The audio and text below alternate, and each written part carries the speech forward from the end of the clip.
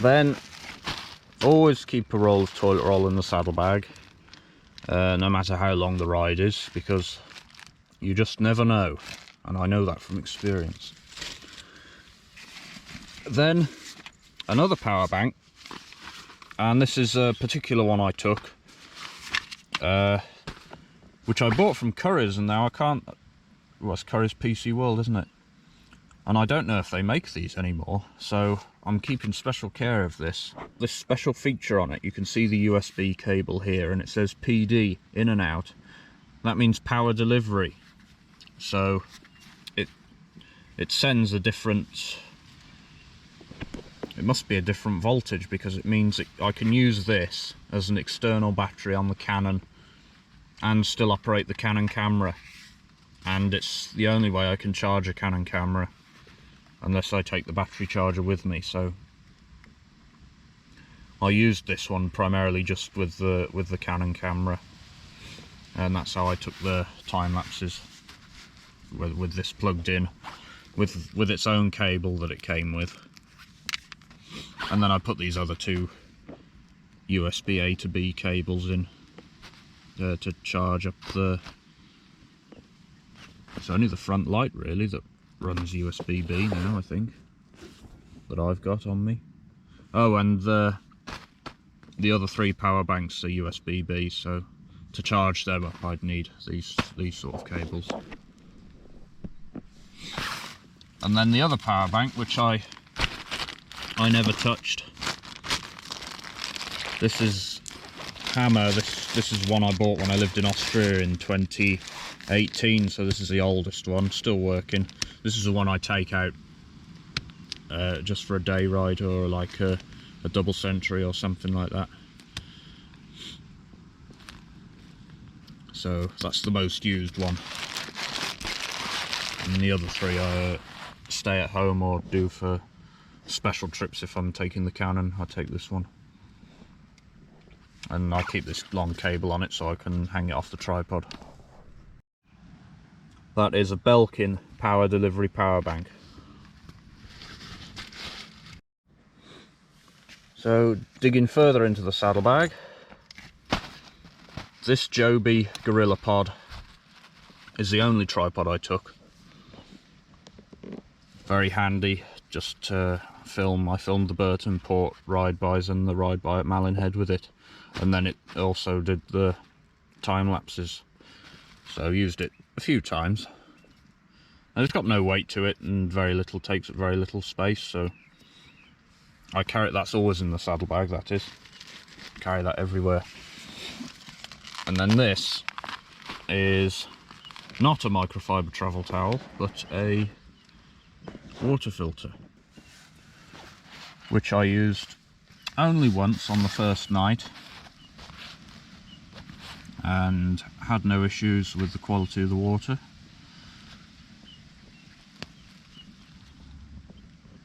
Platypus, it's a 1 litre dirty water bag, which you then clip on to the filter, and you squeeze that, and then it comes out here. I'll be careful with it, I shan't get it out because it is quite wet still.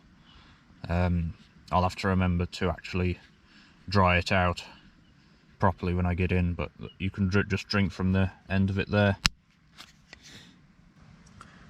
And there's the dirty side. So you can see there's a few little black marks on it. I rarely use a water filter, because around here, a lot of the streams, if they're high up, you can just drink from them. Streams with livestock in the field I don't drink from. So I use this water filter because this was a stream that was halfway down the hill and ran through people's gardens and things before it got to me, and livestock fields, so it takes a while for it to filter through at first. But you can fill a bottle in, you can fill a 750 metre bottle in about between 3 and 5 minutes, I would say. So it does come through quite slowly, but for not getting a disease, it's worth the wait.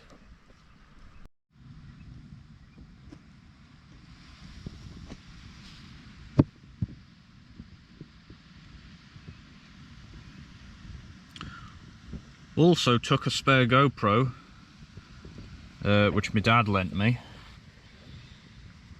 which I used on the ride back from Fishguard. I'll have to change some of the settings on it because it doesn't really work how I want it to, which I should have done that before I left, but it was always handy. It's got obviously, so it's got a spare battery and a spare card as well, in case I need it. It's a GoPro Hero 8, like the one I'm filming on, so they're both two exactly the same. And it came in useful on that final day, and will come in useful just to show a different angle and perspective on things. So yeah, it was handy to have the backup. And then a bus bike lock. This is also off my dad's bike from years ago, just a basic cafe lock. Must be getting on for 30 years old now.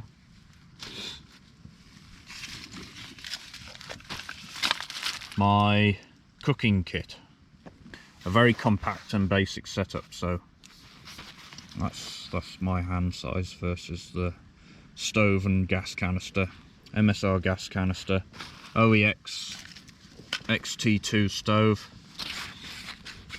and then boil the water in an alloy cup. No idea of the provenance of the cup, it was in the loft, but it boils at water quicker than that water filters it, actually, only 3 minutes before you get to a rolling boil. And then a silicone collapsible mug to drink the tea from, and I only used it once. I had 1 cup of tea at Biniam Bay the first night I was there, so I've got tea bags in there, Swan Vestas. I use this to light it mostly. Piezo quartz ignition, J cloth for washing up, the carrier bag from Premier, which I took with me on that coast hike, and then this Trangia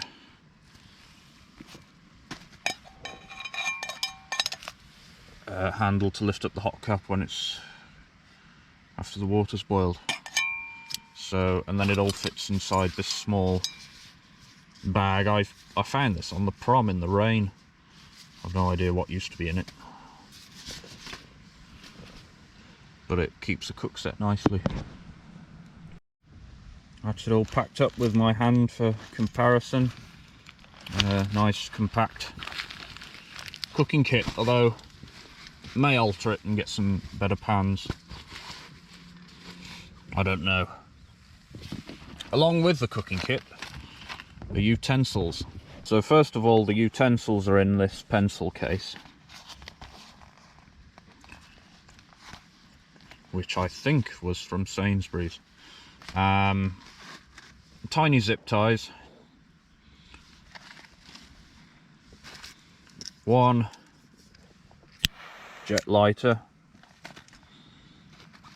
a Light My Fire spark, well, flint and steel, which is my favourite thing to use after the piezo quartz ignition. It does have a whistle on it, which I'm not sure if that works.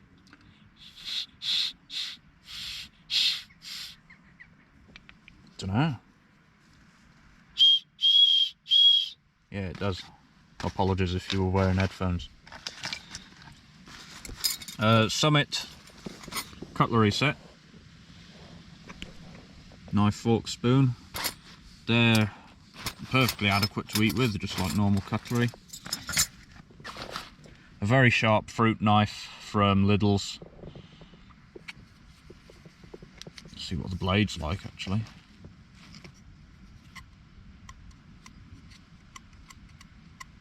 probably, no, it's not, definitely not as sharp as what it was, but it'll probably cut fruit and stuff. A pair of tongs.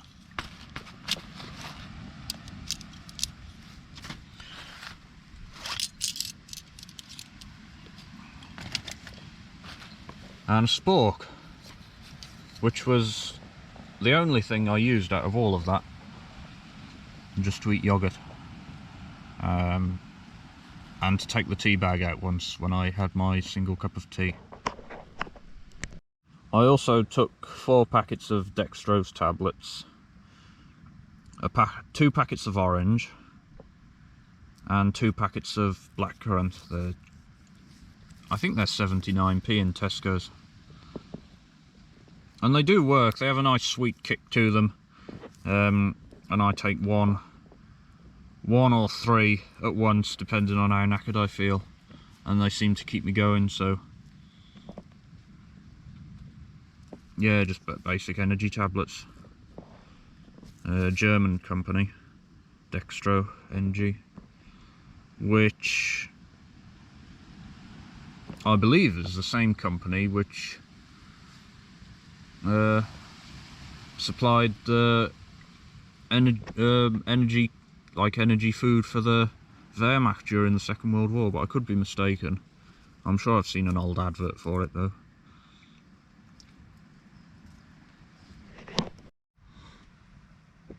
So the last thing to come out of the Carradice bag is the toolkit.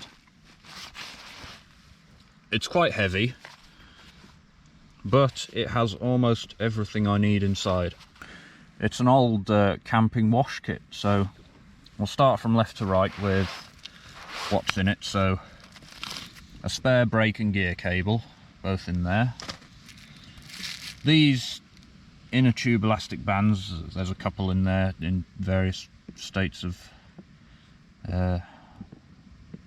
disrepair and stuff, but they all work, so they're always handy.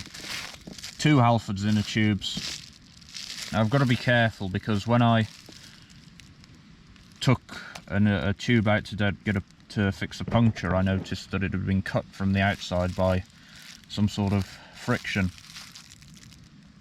So I'll have to be careful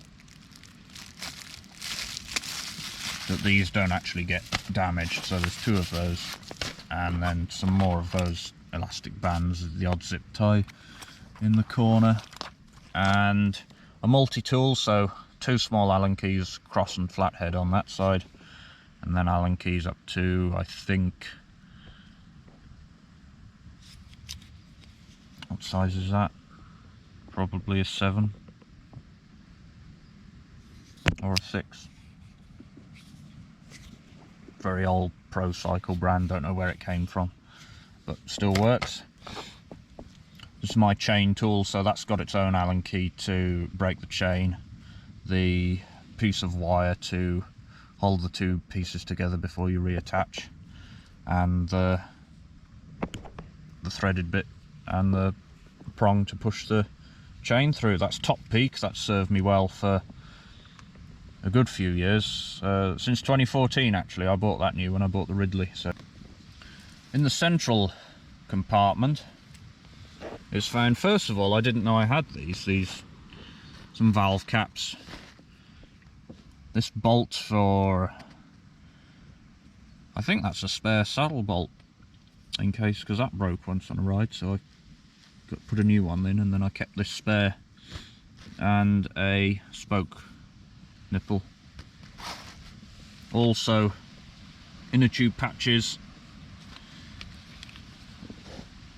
a 5 to 8 speed Clark's chain link connector, which has been in there obviously since I rode Eddie, because the Wombat's actually a 9 speed, so that's no good, so we'll leave that out. More self-seal patches, very old, from Wilkinson's. I'll probably have to get some new ones of those. A spare freezer bag. Oh, those are the cleats I took out of the Halford shoes, which I'm going to keep as spares along with the shoelaces, so they can stay out. Actually, I shan't bother putting them back in. very battered plaster, but they still work. Because I went out for a ride with someone last Sunday and she had a crash, and I wasn't sure I'd got these, but they do actually still work, so that's good. Little elastic bands and tiny zip ties. More patches from a Lidl's kit. I have no idea how good these would be. And I also kept €100 cash in the toolkit. That's now being converted to £200. So, and I thought from now on I'd keep some money in the tool bag at all times, just because you never know when you need a train fare or a taxi. So that's the middle bit.